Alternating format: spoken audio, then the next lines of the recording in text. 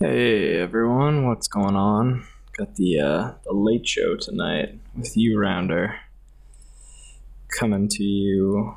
Well, not live, recorded at 11:30 p.m. Sunday evening.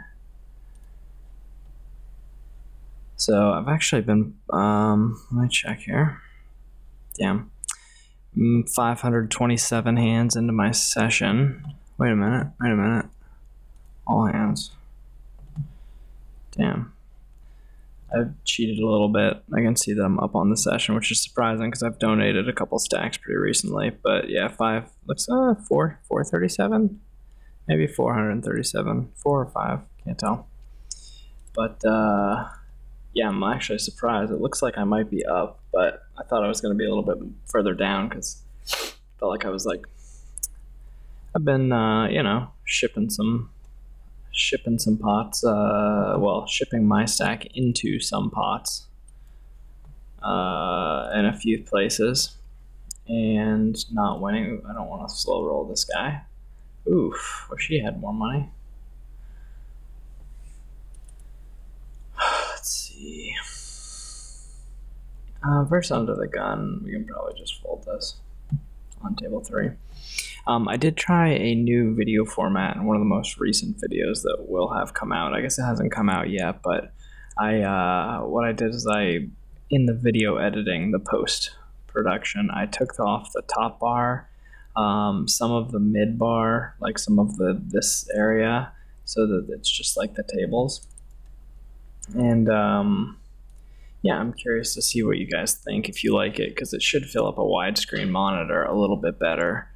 And I feel like the closer to 16:9 the videos are, the better they are. I've got this note. This guy saw me raise flop and barrel off with like air, and he was slow playing a set or something. So I've got him marked with the indigo outline. That is something I need to be doing more, is like marking when players see me do crazy stuff, or what could easily be interpreted as crazy stuff. So I 3-bet here, so we'll make our 1/3 pot c-bet and check our ace-jack. Once he checks back, we should probably bet stab turn. Obviously the jack connects to this calling range. It's not like there's any amount that we can fold here, so I think if we check and then just call any bet size on the river, the check back may give him incentive to bluff, and obviously I don't think there's any value in raising because we're going to run into a jack a fair amount, but folding I don't think is a realistic option. Let me see if I can get yeah, there we go, get the mic a little bit closer. This is pretty good actually. So we made our 3rd pot c-bet, 6, 7, 8, 9. We really don't have anything going for us except for the fact that that's a pretty blank turn that we might get some folds on. But I'm not really loving this line. Like in other words, like we're done. This is our last shot at this. I don't think there's enough draws. I mean, it's a completely rainbow board, which means that he can't really put us on too many bluffs except for like pure air, which is obviously what we're doing this with, but it worked, so who cares. We have position. I always generally just favor calling when we have position.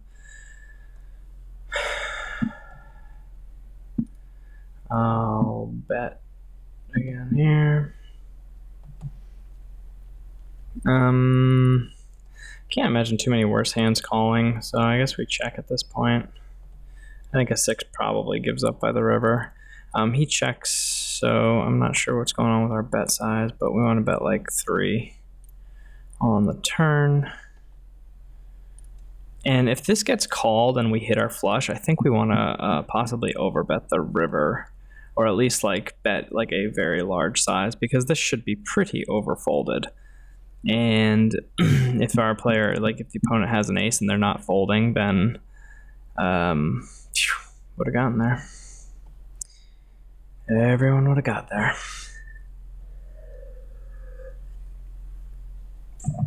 So, man, the last few nights of 25 NL have been just brutal. It felt like I was just donating buy-ins repetitively.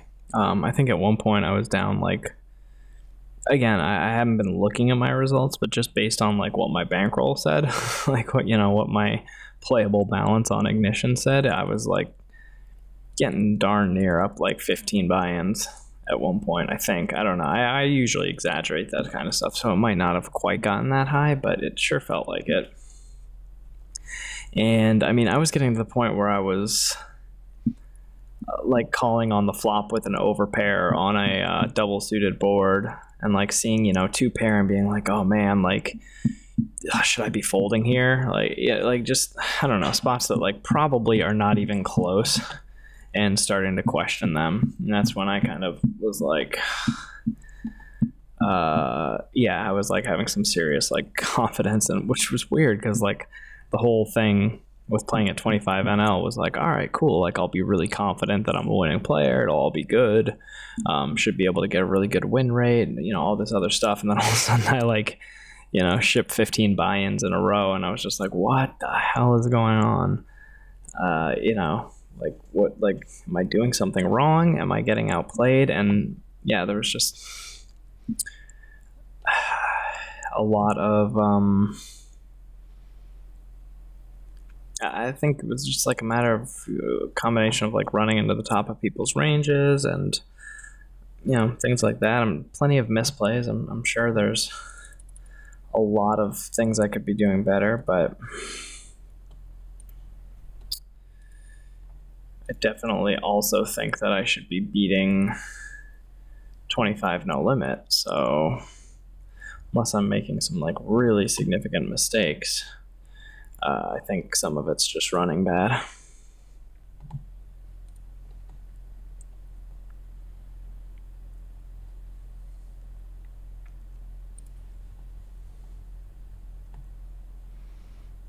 We get, raised really small here. This flop gets raised. It's like, rainbow, ace high. We have backdoor flush draw, backdoor straight draw. I'm not sure if we're supposed to, like, problem is a 54-8. I'm pretty sure that I've seen this done with like a pair of sevens or like 9 deuce suited. There it is. See, like, this is the stuff right here. Like I've gotten to the point where like I was like making calls there and getting beat and then thinking it was a bad call. I don't know if I would have thought it was that particular hand was a bad call, but happened again earlier where like there's a spot where like I bet a low flop in a 3-bet pot pre-flop against a fish. He shoved the flop and I like went into the tank and finally called, and he had like ace jack to my like against my ace queen. We both had missed and I ended up holding. And it was like, if I had lost that hand, I would have just been like, what am I doing? I would not have chalked it up to like, happens, no big deal.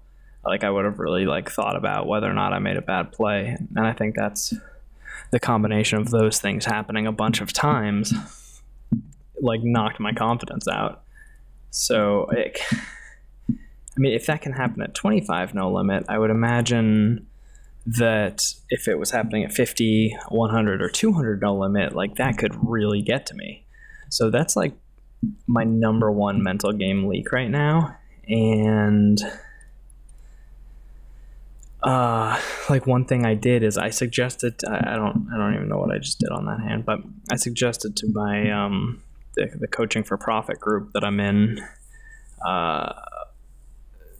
for us to kind of like maybe share hands in like a video format a couple times a week outside of what we're already doing as like part of the program, just to sort of be able to kind of look over each other's plays. Because I think sometimes there's stuff that I'm like, I think I know that that's right. I don't really want to bring it up and waste my time, like my one-on-one time with my coach going over that stuff. But like, it'd be nice to get like the reassurance once in a while that like, oh yeah, that's fine. That's you're not making mistakes here. That's just running bad. Actually having that once in a while can be good, I think. we're in position. Queen 7-4. That's pretty dry. Let's go ahead and 3-bet that. Plus we block bottom set. That doesn't hurt.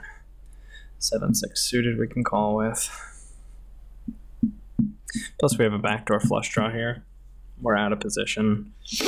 So I'd rather end this hand sooner than later because he's going to have a lot of unpaired hands that can catch up to our 4. So we've got open-ended straight backdoor flush draw on table 1. This player, I've got a little note on. Actually, I'm gonna change his color because I've got I didn't take any notes, but like there are some relevant notes on him, and we are open-ended here, so I think I have to call. But every time he's donked, donks paired flop, donks flop with top pair or better, like that has happened twice, and he's been head both times. Now it gets checked to us. I think we can like bet here. I'm not like 100% on this because it was 3-way. Like this guy bet on the flop 3-handed, and it's a paired board, so like, and this guy actually raised the flop. I'm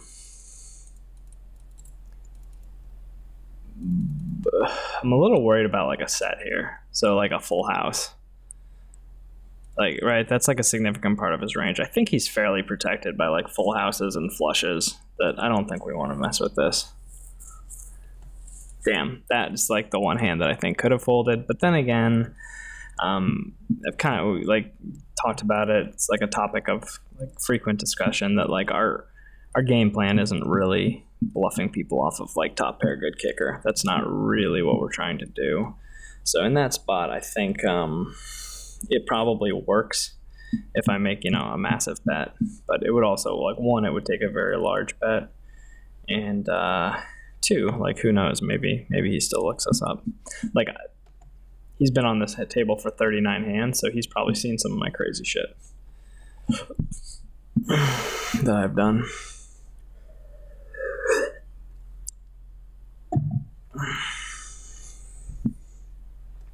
So yeah, I'll judge the feedback that I get on that other video to determine if you guys like it when I kind of like chop up the aspect ratio to fill out the video a bit more. We'll see if that's something that you guys like, and if it is, it doesn't take that long to do, so it's something I can continue doing.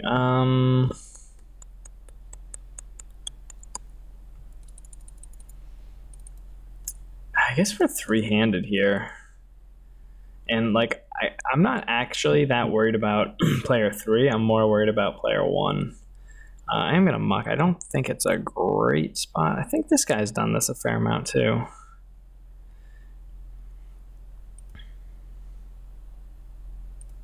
We'll just bump that up. It's 3-handed as well, but this guy's like, c-bets the flop, bets a ton, so...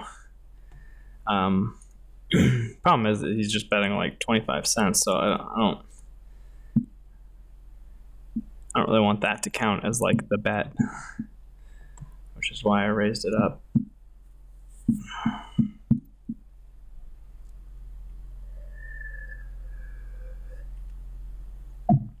All right, I'm ready to go for at least another couple hours. Hopefully hit our 900 or 1,000 hands for the night.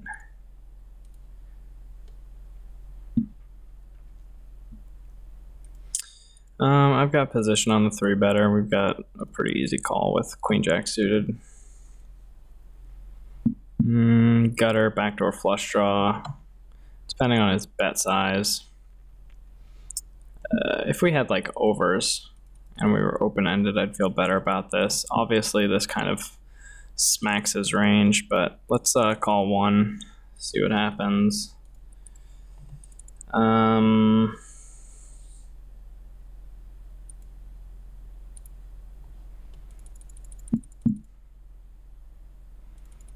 I guess if he jams here, we just fold.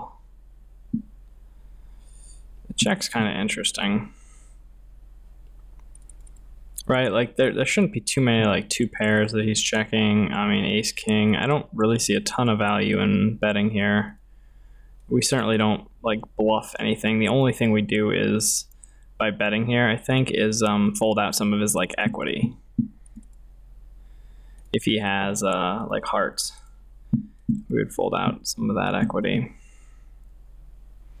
And I guess we just hope for the best here. I'm a little worried about like king queen. I mean, but again, I don't think we're. Oh wow, 6-4 suited. Interesting.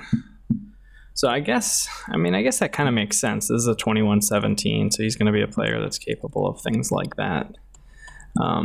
Having a polarized 3-betting range, which, yeah, a 21-17, that's sort of like a standard thing that you would expect. Flop went check, check. Let's go ahead and bet turn. I'm just going to check behind. It's 4-handed, and we can hit the nut flush, so let's hit the nut flush. And we have position, so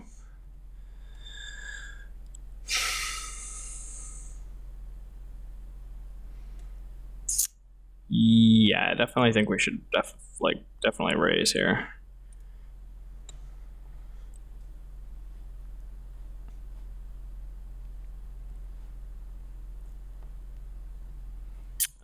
Yeah, he calls the turn. It'd be nice to get wild with this, but actually, I need to take better notes, but they all fold. Whatever.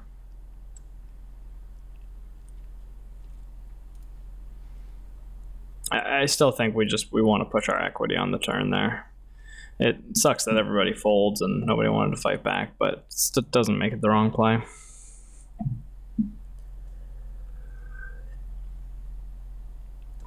I don't know what is going on with this guy.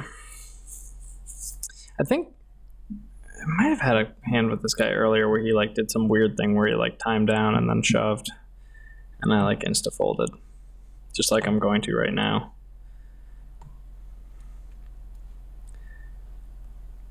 I'm not sure what he could possibly be contemplating. I guess he could be contemplating a bluff like really hard or a value bet really hard, but I'll bet that's like ace-10, right? Like when people like do the whole dramatic kind of Hollywood time down and then shove, it's usually like the stone cold nuts.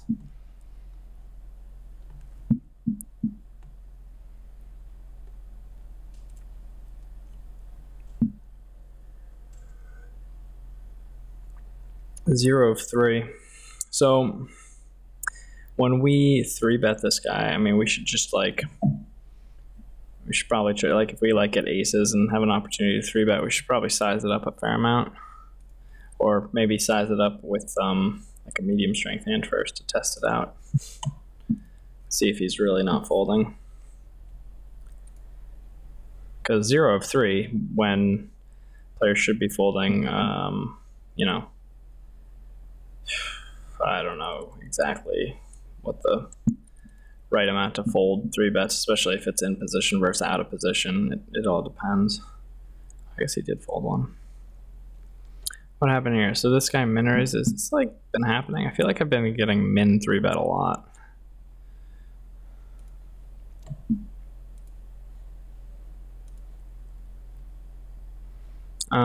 So yeah, we'll check to him. He's a pre-flop raiser. This guy min raises. It's really not a very good card.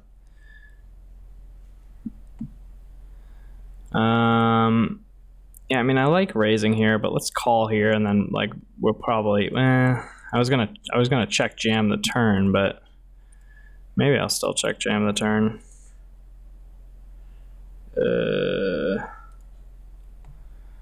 What would a turn be? 24. I mean, I can't fold, but if I just call.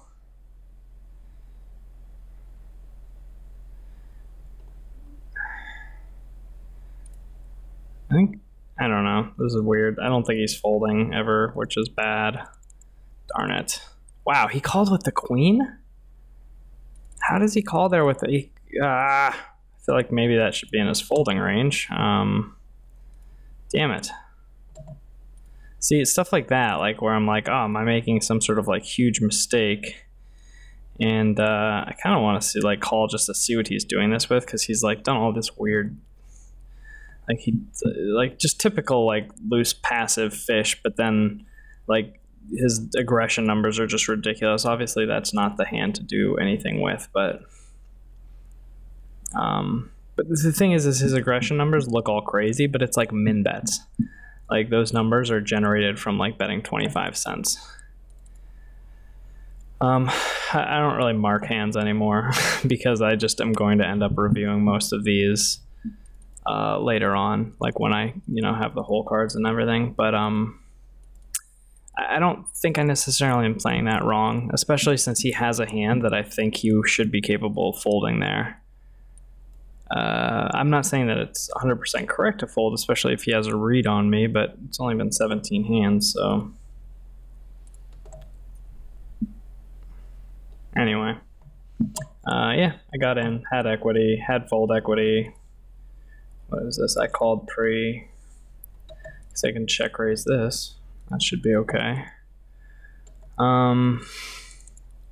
Jack 8-4 isn't like perfect. Oh shit. Whatever, we'll just fold. Yeah, we'll check raise this. I have a straight, right? 4, 5, 6, 7, 8. All right. Check. Bet.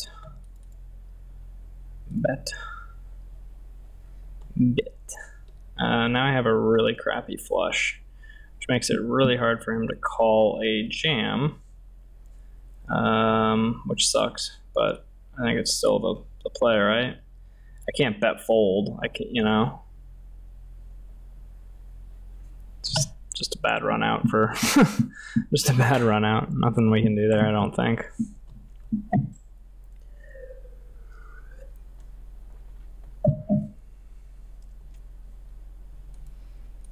That's another thing that I've like noticed is there's just a lot of times when I've had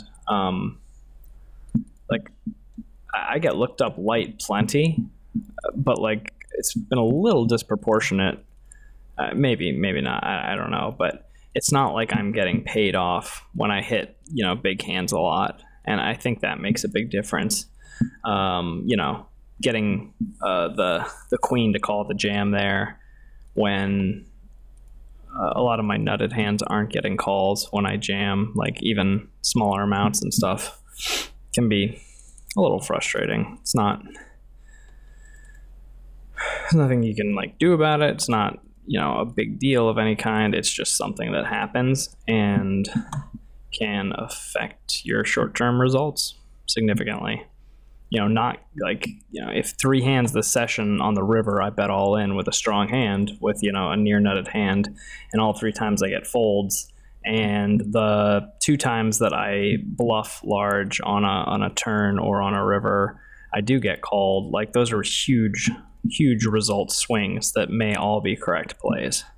And it's important to just sort of reiterate that and then not worry about it too much. And I think I'm, now that I've like recovered a little bit, like this is not a fold. But it's like gotten to the point where I'm like folding hands incorrectly like that. And this is probably a raise. This is 50 cents. This should be a check jam. This should be a bet, a larger bet. We'll check raise this again.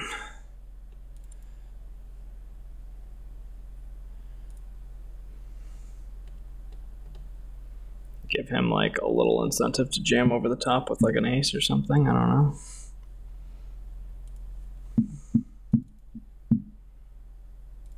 He's betting 1/3 here, which again, like, I don't know what this guy is doing anything with.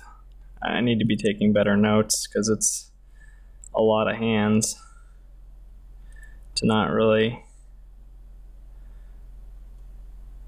know what's going on.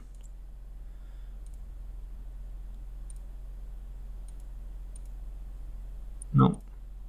There we go. Okay.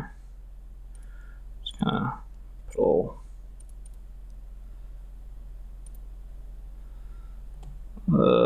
this has got to be a 3-bet, right? If it's a 3-bet from the big blind, it has to be a 3-bet from the small blind, because we're supposed to 3-bet from the small blind more. And I know it's a big blind 3-bet.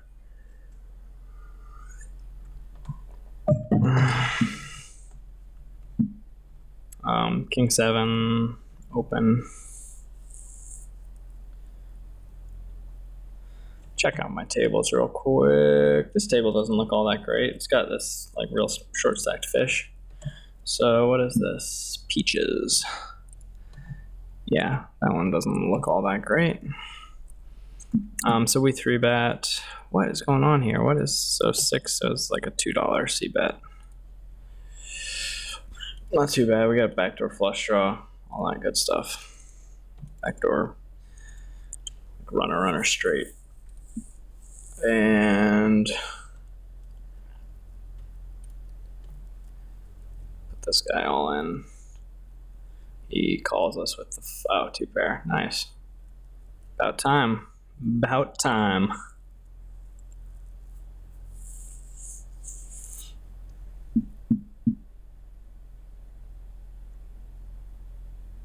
Oh, this guy actually had a big stack at one point. Looks like reality caught up with him, playing 79-26. Oh, he actually just rebought for $11.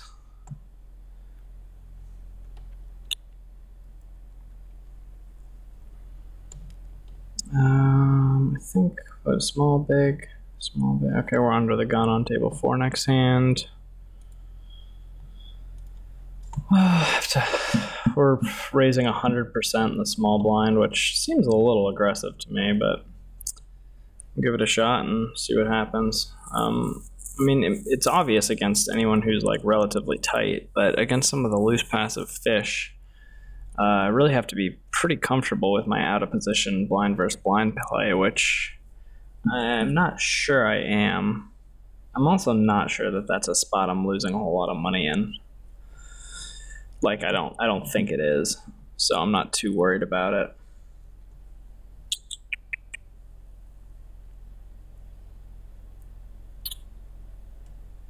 Tafo 4 is this other table. This guy hasn't played a hand in 2 hands, so he seems pretty tight. Okay, let's rank our tables by players per flop. Peaches is the worst. We're already getting ready to sit out there. Let's see, we opened, so we check range here. This looks like a good spot for a check raise. This guy doesn't bet the flop very often. I still think it's a good spot to check raise.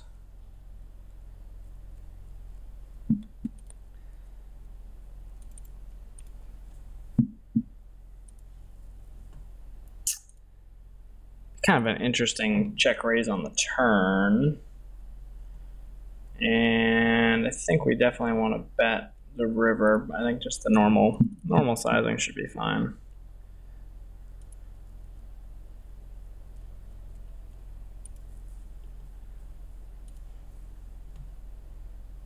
Okay. Yeah, let's go off that table. All right, Versailles. That's how you say this, right? Versailles. It is full. Oop, that is full ring. I haven't seen any comments about playing full ring. Does anybody play, like, really curious, does anybody play full ring on Bovada, on Ignition? And are your win rates in the double digits always? Pretty curious about that still. Actually, before I forget, I'm just gonna ask my group, my study. I'll call it my study group, but it's my coaching for profit group. Let's see where they at. Here they are. Where does this go? I guess just general. Three-handed. Again, this guy like just donks out a ton, but I'm not. This is another time where I kind of wish I had the the Hand to Note HUD, which if you guys want to check out Hand to Note, you can get a free trial by clicking the link in the description of my video. Also, if you guys are interested in getting a 10% discount, I think the first person that signs up using my code gets a 10% discount on the product. So if you want a 10% discount, ask me for the code and I will send it to you and you can get a 10% discount. Otherwise, I think maybe the first person that clicks on the link and signs up probably gets it as well. It's just the first person I refer gets a discount. That's pretty much the deal. Let's bet here.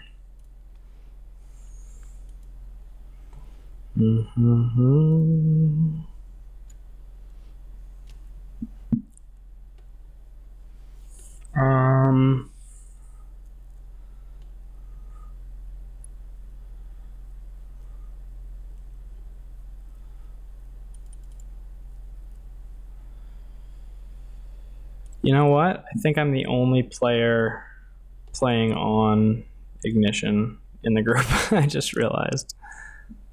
So that's not going to help.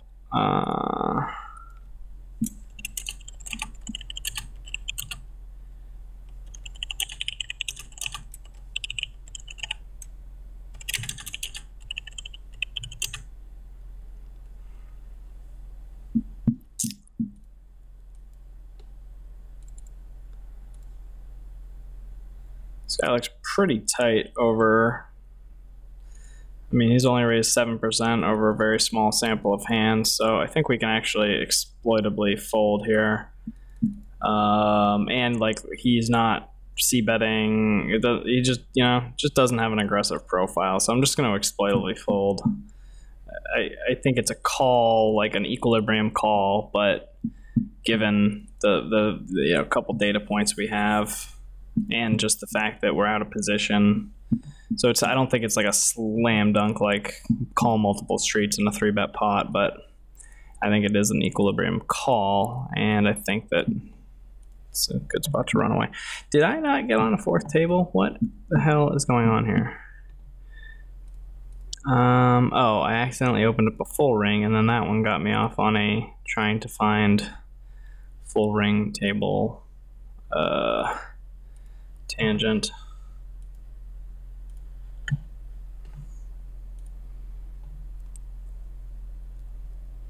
The problem is I don't have a HUD for full ring, and I feel like my HUD would be kind of a lot for a full ring table. And it's like a whole nother thing, right? Like, it's all different ranges and just pain in the ass. Oh, by the way, 2 other things that were on my to-do list. Fix my desk. I did fix my desk, tightened it up so it's not wobbling around anymore. So that's plus EV. And then I guess we can just bet here. I mean, oops, I probably should have made that 263. Guess it doesn't matter.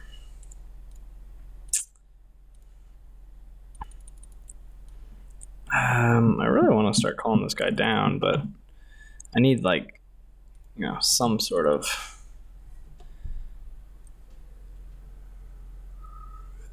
it's not even true. I should just be floating and raising. He's in too many pots. He's betting too often. I should just be like check raising 100% and barreling off.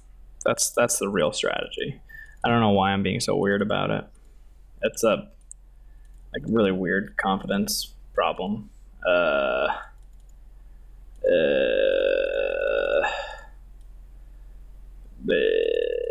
hate this. I hate this. Like, his stack size makes it annoying. If he was full stacked, I think I would. Oh, that's this guy? Okay.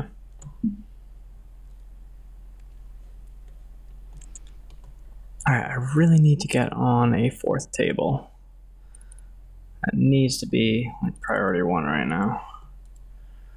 Out of position, we can check. Look at these stacks. I don't know if I even want to play at this table. I mean, I suppose it's probably like soft. I'll sit here for a hot minute and see how it goes. not much else going. Yeah, there's a couple.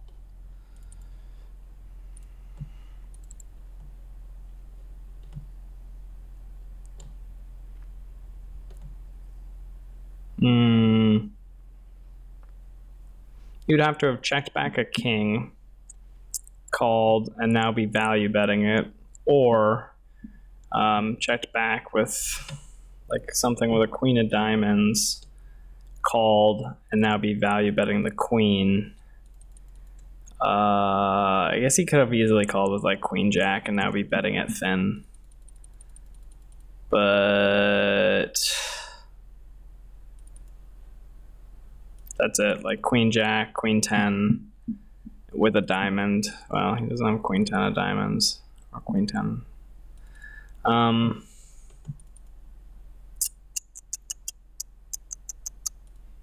Okay, just fold. Probably overfolding a little bit there. I'm not worried about him having the flush. So it looks like it was, I don't know if that means it was a bluff or not, but.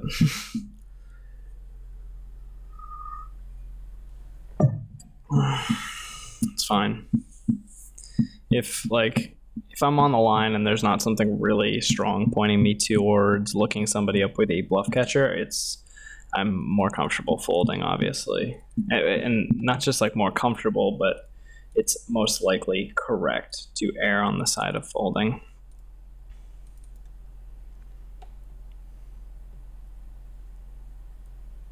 Yeah, I mean, getting pretty good odds.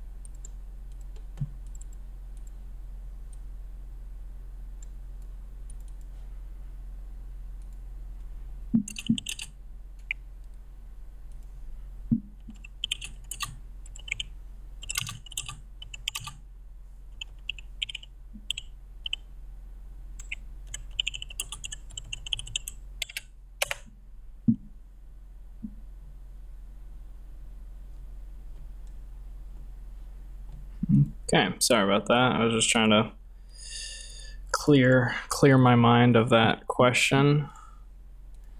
Just curious about people, you know, if anybody's playing full ring on Ignition. Again, the games look soft as hell, but I just don't know if like the hands per hour is worth it. That didn't go through. Oh, the other thing on my list was to contact. See, this is a good hand to just like plan on pretty much calling down with. If I did contact Table Tamer, and I sent them my log files and stuff, and they said that I could switch to a different like scan mode, and that would fix it. But then the time bank wouldn't work.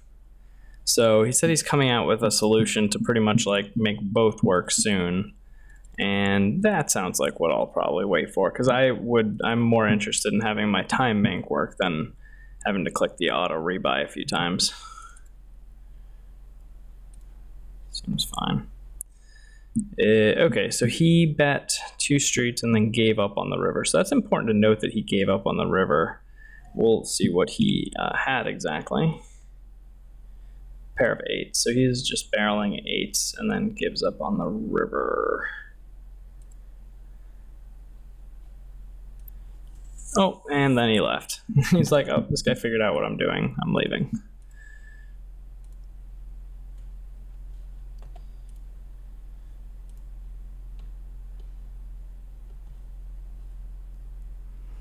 We're about 40 minutes into this video, so got about 20 minutes left. Nobody's really said anything about the hour-long videos being an issue, so that's the easiest thing for me to do.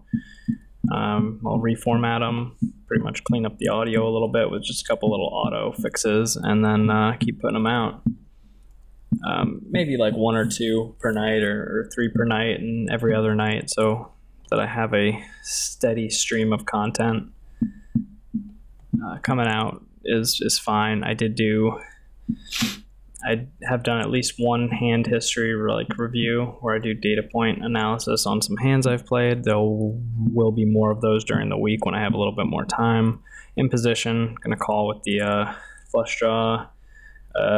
Check, and check. 4, 6, 7, 8, 10. A couple checks. Same thing here. We'll just stab. Again, I'll call in position. I'm gonna have the options on the river. So this guy went bet out of position as the pre-flop raiser, and now he's like betting 3 streets. So it looks like a pretty clear fold. No reason to mess around that I can identify. 4, 5, 7, 8, and trip 4s. Should probably bet that.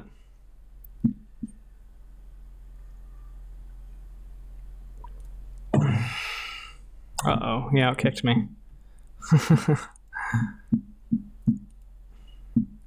There's a reason I didn't raise there. I mean, I don't think he actually calls or should be calling with worse. And when he raises, I mean, like, I don't think any worse hands are raising that. So this is 3-handed, and I don't want to be here anymore. So we're gonna sit out. What's going on here? Sorry, these like the tables are not lending themselves to interesting action right now, the way they're set up.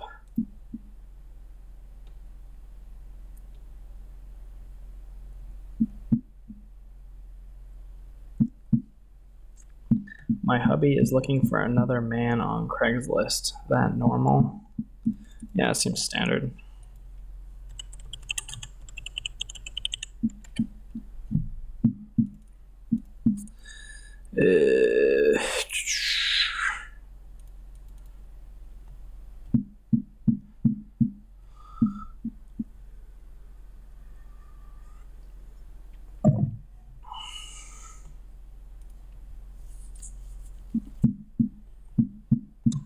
All right, let's get on a good table.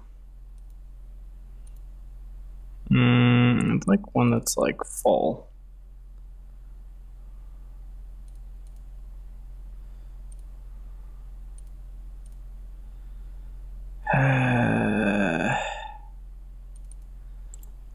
This one says 4 of 6.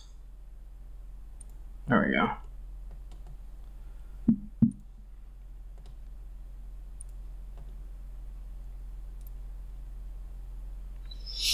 All right, so we have 2 pair, which seems good. I'm wondering if I think we want to put the raise in here. Yeah, I think we just ship it. Not sure. I mean, like a good king might still call. We're also just protecting our equity against single diamond hands. I don't know. I don't know if it's like the greatest play that I've ever made, but one thing I noticed in watching some of the videos that Nick provided all the students was there were like quite a few spots where students were just like ripping either with strong equity or with like made hands on like draw heavy boards, and it was pretty much like, yeah, that's fine. A lot like the answer was pretty much like, yeah, that's probably fine. And so that made me think that some of the plays that I was worried about were probably not as concerning as I thought they might be, because that was actually quite a few of the hands I was concerned about. Like here, I think actually like ripping is probably okay.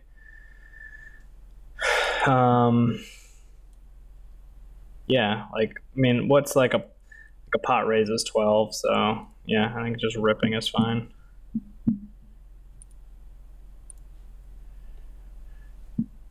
Makes it look like we can have hearts pretty easily.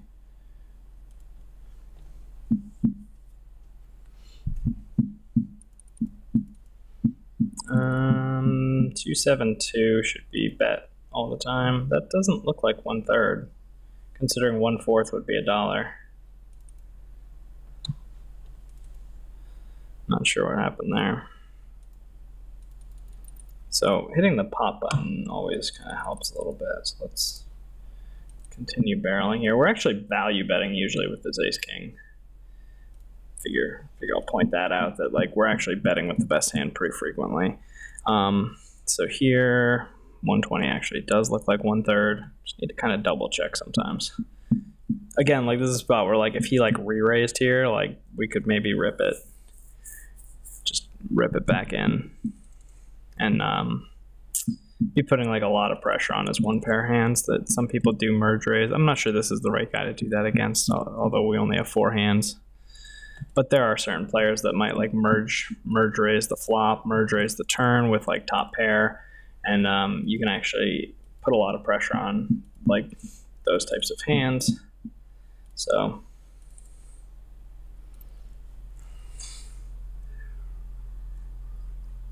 I mean, we saw that one earlier in the session where I did that exact thing. I had ace jack. I mean, I did also have the jack, but I was trying to take him off of a one pair hand. And I like jammed it all in on the turn, which is like really a spot where you can be folding top pair a lot, right? Like the environmental data isn't there for calling like huge turn jams because people just aren't doing it light that often.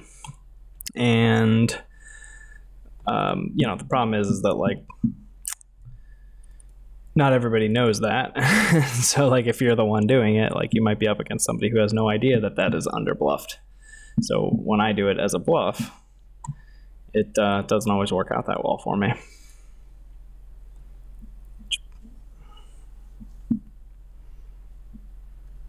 Yep, that seems about right.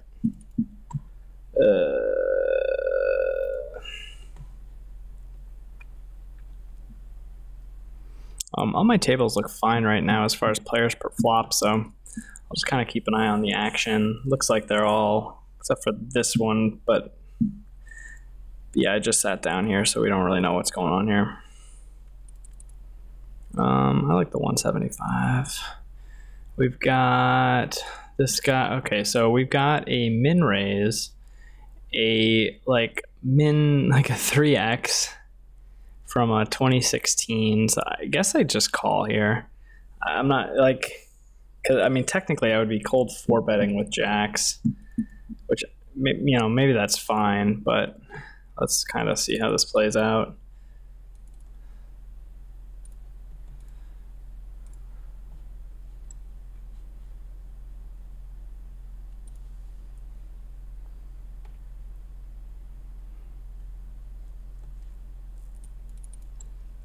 God, this guy's so short. I feel like he's like abusing me just because he's short, and that's making it like really hard for me to like play like well, where this would be a pretty good raise, but with such little equity, I don't know if I have enough like fold equity. I mean, that's like the most disconnected board. Like that would be a pretty good spot for a raise, but I don't know how often he's bet folding. I mean, I probably could find out. Flop. Fold to bet, fold to bet, fold to check raise 0 of 1, fold to raise after c-bet 0 of 1. So he hasn't folded to a flop raise that I see. Yeah, I haven't seen him fold to a flop raise. 6, 7, 8, 10. Okay. That should slow down like a lot of his hands, right? Like he shouldn't have that many hands for 3-betting.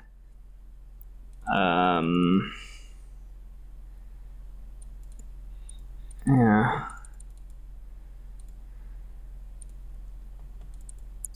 Sort of a weird spot, right?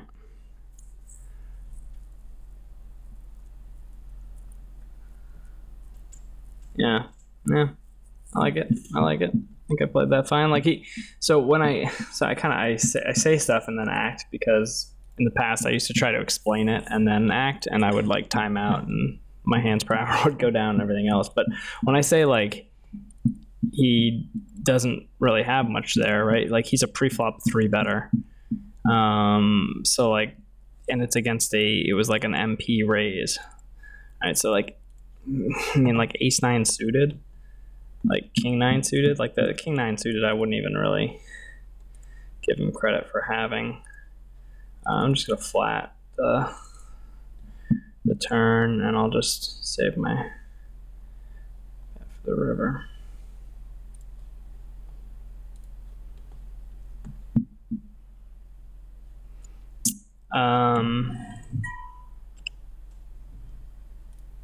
Yeah, so like he should really be kind of polarized to betting like straights, 2 pairs, sets, things like that. So when this board like comes off, like the fact that he's betting a 6 is pretty weird. I guess it's a 6 plus a straight draw, but that's not what I expect him to have. I expect him to have like ace king, something like that. Yeah. So my table tamer is not quite sizing my bets correctly on all my tables. Only 6 hands. Make sure we pot this up. I think a pot size bet out of position is fine, and I'll get it in with ace king here. If this guy comes back over the top, he's playing 180 over 7 hands, 183 over 7 hands. So that's enough information for me to know that ace king pre-flop button versus small blind is going to be plus EV.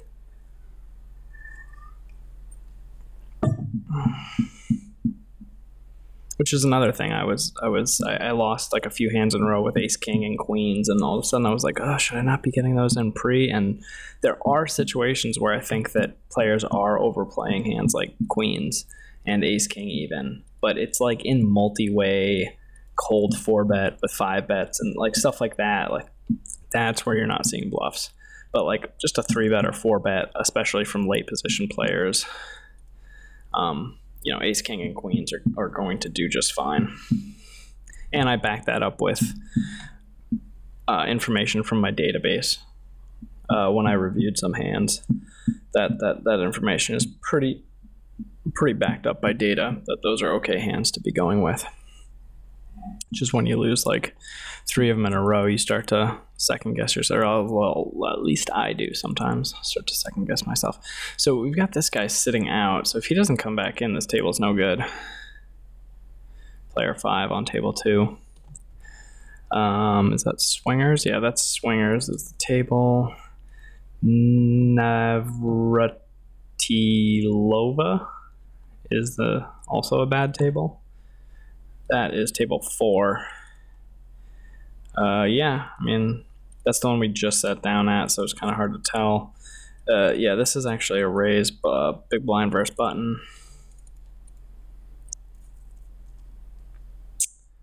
And, okay. And, again, we want to be c-betting here. That's actually a pretty tough defense with all the diamonds. Monotone flops are pretty tricky to defend. He like min clicks it back, which I don't know anything about this guy, but seems like the type of thing a guy would do if he was like, oh, I don't believe that you have the flush, so I'm just gonna min click it back. And that's completely assumptive and completely just like non-data driven. It's just what it feels like to me, and I've played a lot of hands.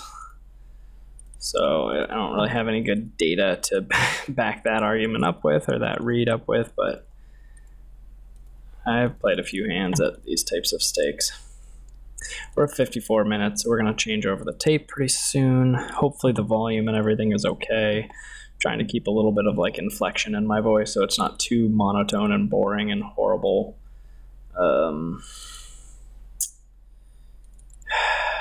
Again, like, I feel like I'm getting like run over by these short stacks because the plays they make. What the hell is this? This guy is really 3-betting like 30%.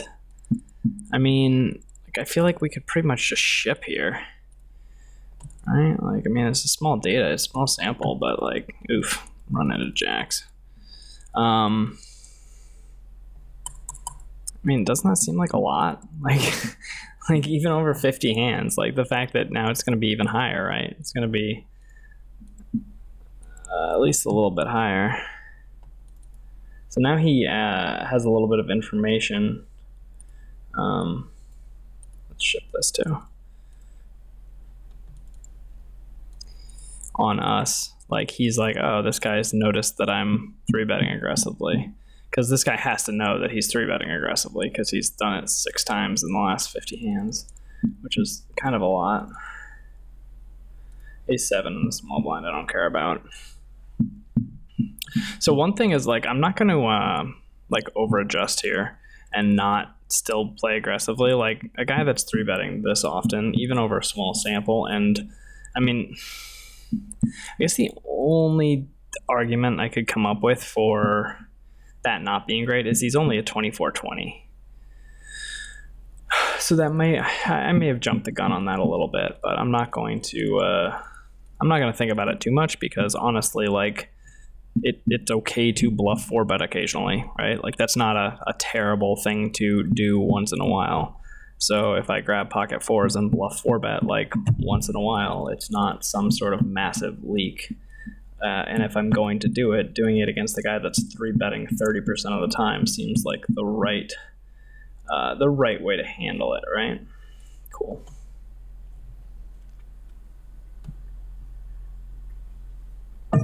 So I decided, instead of just calling here, to raise.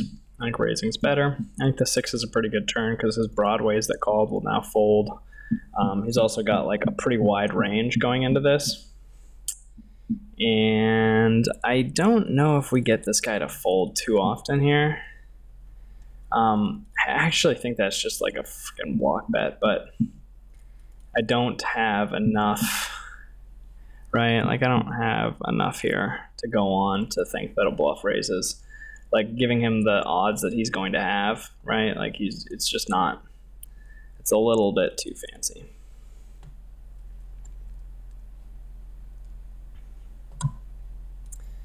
All right, let me slow down a little bit. I feel like that's a couple hands in a row that I might have gotten a little bit outside of, optimal. Not going to worry about it too much, though. Because again, like, you know, bluffing as a 4-bet once in a while is fine. And if I'm going to do it, I should do it against somebody who's, you know, 3-betting a large amount and can have hands that can fold. And then same thing, if I'm going to barrel light against somebody, it should be the guy that's playing 82% of flops. When those things happen all in a row and they don't work out, it can get into my mental game. And I think actually being conscious of that is helping me, because I think I would be more upset if I wasn't aware of that sort of mental game leak that I have. But when I kind of go back through and look, like, okay, here's what the data is saying, like, all right, these seem like reasonable things to do.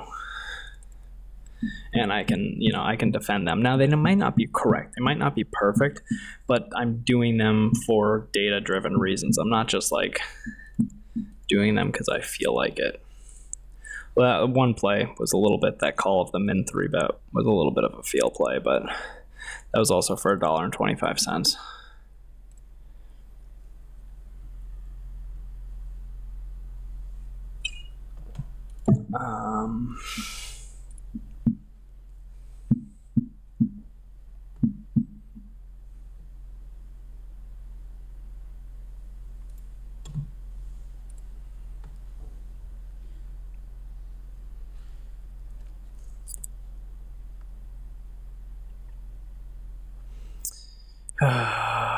Having the fish to our left, I have talked about how it is a little bit trickier, but we do have a fish to our right possibly as well, and maybe a couple to our right. This table looks pretty good overall. Let's see. This table doesn't look great, but it's still sort of shaping up.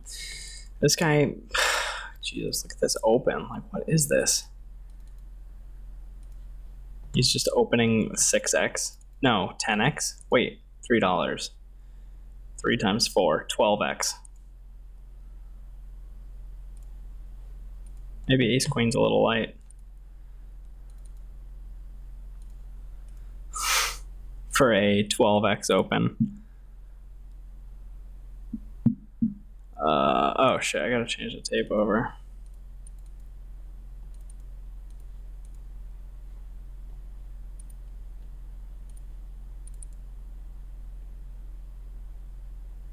Wait, is he mucking? Did I just win that hand? Amazing.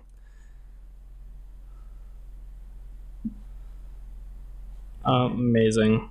You guys believe that?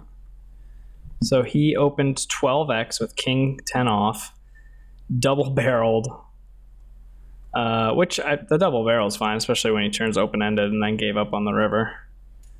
So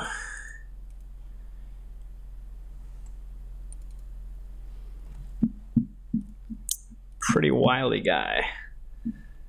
Tricky to play that guy out of position because, you know, if he jams that river, I'm in a tough spot with ace queen. Queen 3 is a 3-bet.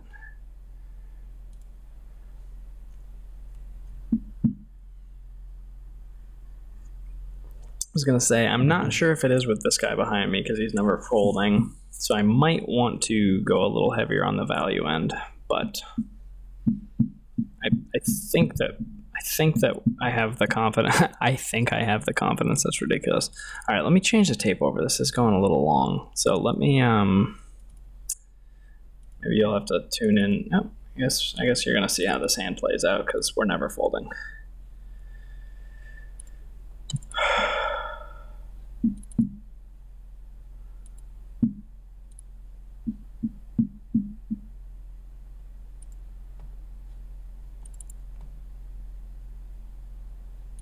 Ace 10. So he called with ace high. Cool. I don't know what I'm doing here. Pot. Raise. Jesus. Okay. I hope you guys enjoyed the video. Hit the thumbs up button. See you on the next one.